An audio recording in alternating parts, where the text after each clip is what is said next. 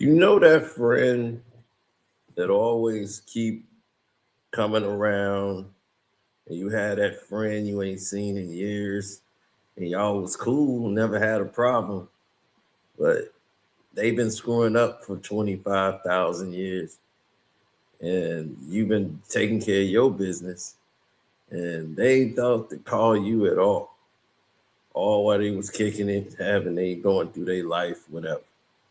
And all of a sudden, they just decided, let me call him and see what he doing, cause I care about him. And they really don't. They come around fishing to see if there's something there that they can grab. And then when they can't grab nothing and they can't get no fish, they hate. And now you the problem. You the reason for all their despair. It's weakness, right? And this is a thing that's happening here. You see what a weak dude do? Try to go after everybody else and feel like nobody there for him whenever the chips is down for him. They're always gonna have an excuse. But let's get into this, because this kind of mirrors it with this Dame and Jim Jones. This kind of mirrors that situation. It's a lot of activity here that went completely left. And I think y'all need to hear that. So drop the intro. Hi, I'm Carcino. Oh, let's talk about it. Let's talk about it. No one knows Carcino and none of these. There's so much going on in the world. And I'm just giving my 2 cents on it. Go in and do a raid at someone's house, but you don't have an arrest warrant for them.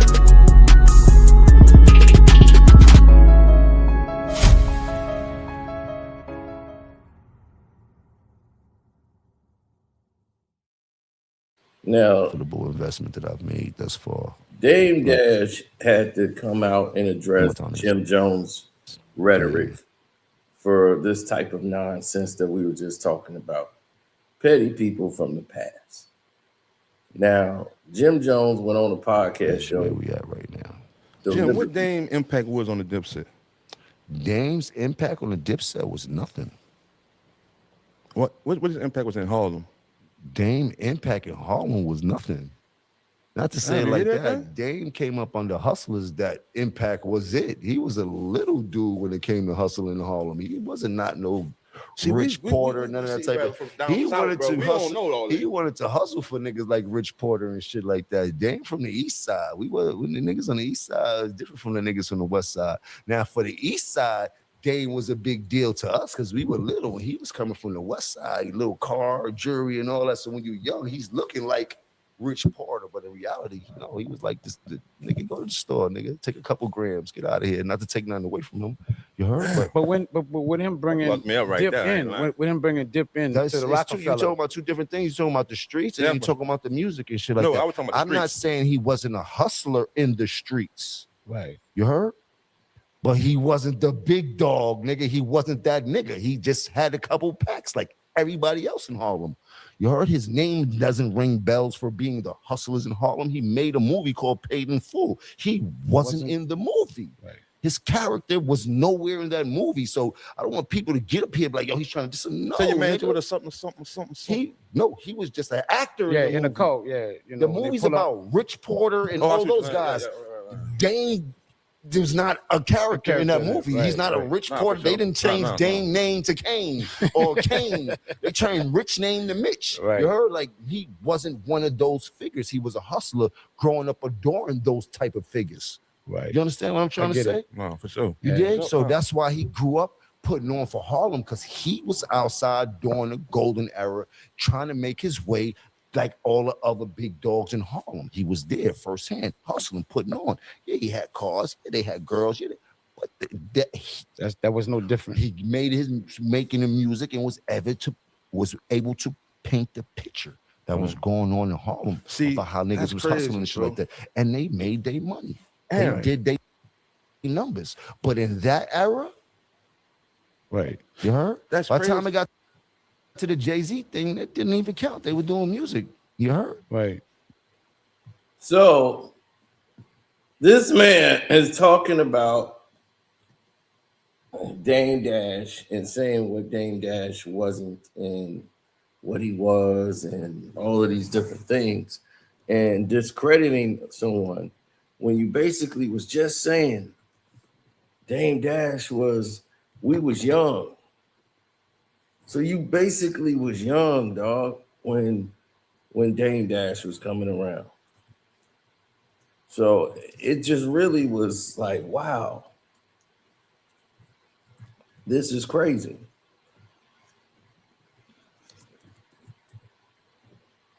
So that just shocked a lot of people. Like, whoa, Dame Dash wasn't no big dude in Harlem. The fact that he went on that direction to go down, I found that pretty alarming and pretty eye-opening because it shows, one,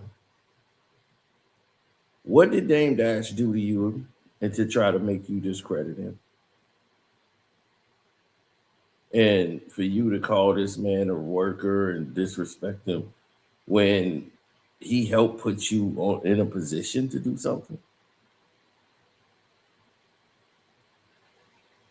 It's just, it just looked pathetic, you know? So Dame did and answered in Dame Dash fashion, you know, because it was ridiculous, the statement that he made. And to see it go the way it did, it opened a lot of eyes to the conversation of why are you talking, Jim Jones? Like, what is your point? Because your point doesn't make any sense. So I'll let you listen today. Dame, there was an interview that Jim Jones did, and he said that you're not a boss, you're a worker. What do you have to say about that? You know, someone called me about that, and I laughed because it's ridiculous, but I felt like Jim must have been giving me an alley-oop to front on him. So I will. Okay. So you're invited. Go ahead. Well, here's the thing.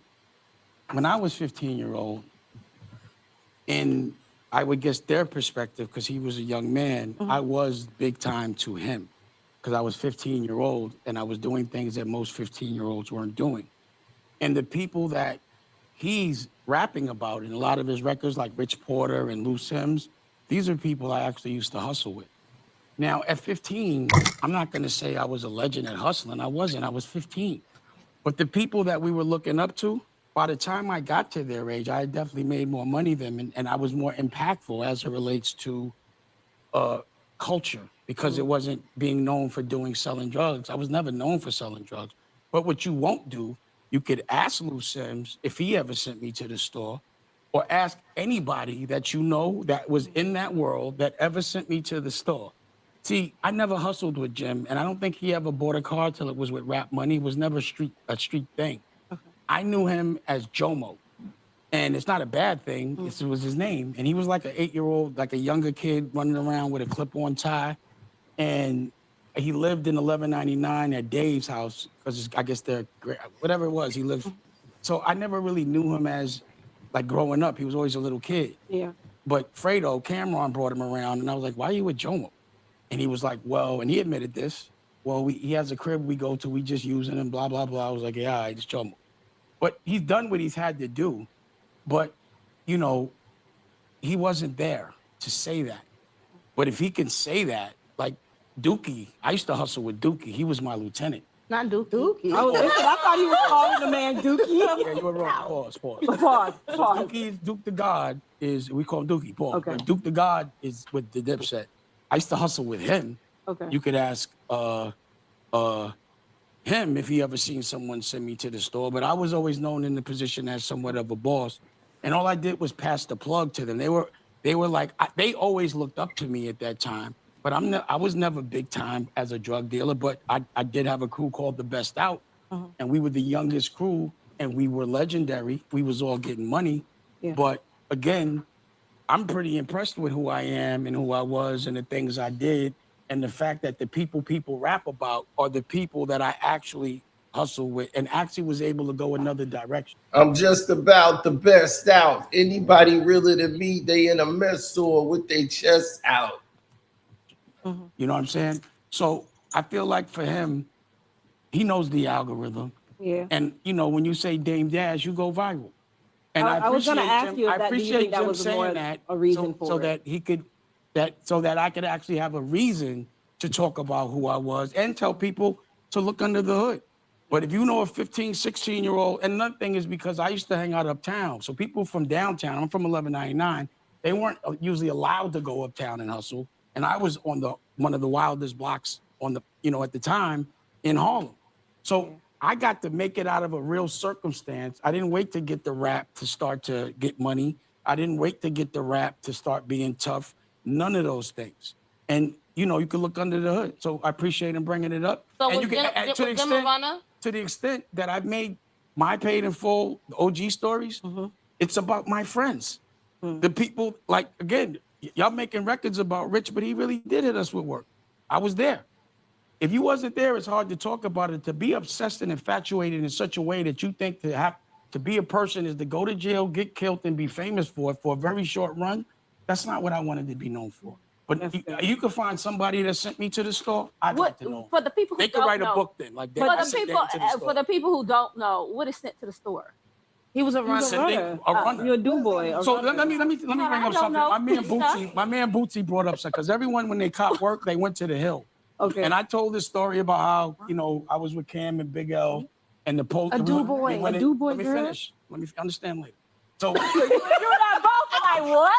Okay. So us from normal finish. places. I'm not on my own. The audience may understand, but used to go to the Hill. Used to go to the Hill to cop work from the Dominican, right? And I told this story about Cameron. I was bringing some bricks to the Dominicans or going there and the police pulled us over. He started crying and shit, talking about he gonna put himself in PC, whatever. But Bootsy was like, you don't stop. She's not understanding the I don't know Understand later. So Bootsy said something like, yo, you don't go to the Hill to bring bricks, you pick them up. And I'm like, nah, what they didn't know is we at some times was hitting the Dominicans. No one knew what we were doing. You understand what I'm saying? So what we were doing and when we started to do things at a certain scale, no one really knew. You understand? Now, you could tell that made a lot of sense. And thank you to everybody who donated to the Cash App, which is Carcino. Appreciate y'all. Everybody who super chatted, appreciate the love and support to the channel. As we keep growing, trying to fight the nonsense that they've been doing around here. Now, when people hit these recons, right?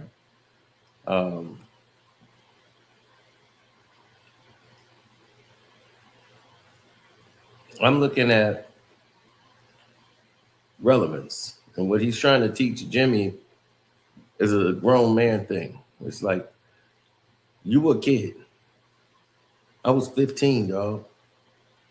And at 15, I was doing what I needed to do to take care of myself as a man.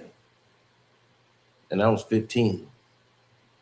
That's what he's trying to tell Jimmy. Like, Jimmy, I've been independent since 15. You was the little younger kid under me.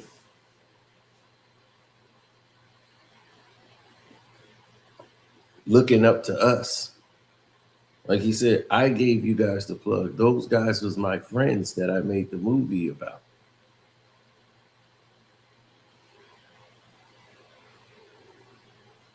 A lot of situations he was there. But Jimmy did this just for attention. So he said, you want the attention? Now I'm going to expose you. You were never really a guy like that until you decided to rap and get some money. Then you got tough. You don't have any tough times in the streets. There's no tough stories with you. you was always a guy getting beat up. Only when you rapped did you really get into some activities. Other than that, you was just the guy that was the local little pusher in the hood that had a crib, your grandmother's crib in the hood. That was it. So to hear you talk like this, if you Dame Dash, he gonna look at you like Jimmy, Jomo, like really, like who are you to him? I think sometimes, you know, things get lost in translation. And people think they bigger than what they really are. And Jimmy is just being put in a position because it's like somebody put a battery in his back. It's like Dame said, like somebody wants Nori to go after Dame. Like everybody has to go after Dame. So now here comes Jimmy. He want to get mad at Dame because, Jay-Z told him to do it. He was aligned with 50. He was aligned with French Montana. Everybody he had a problem with, he basically pieced it up with because he really had no problem with him to begin with.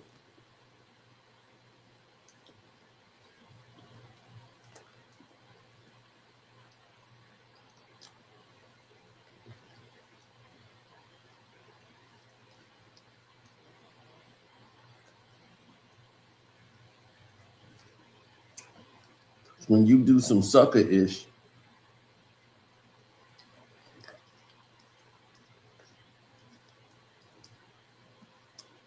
don't be expecting mercy when you the one out here doing all this sucker-ish.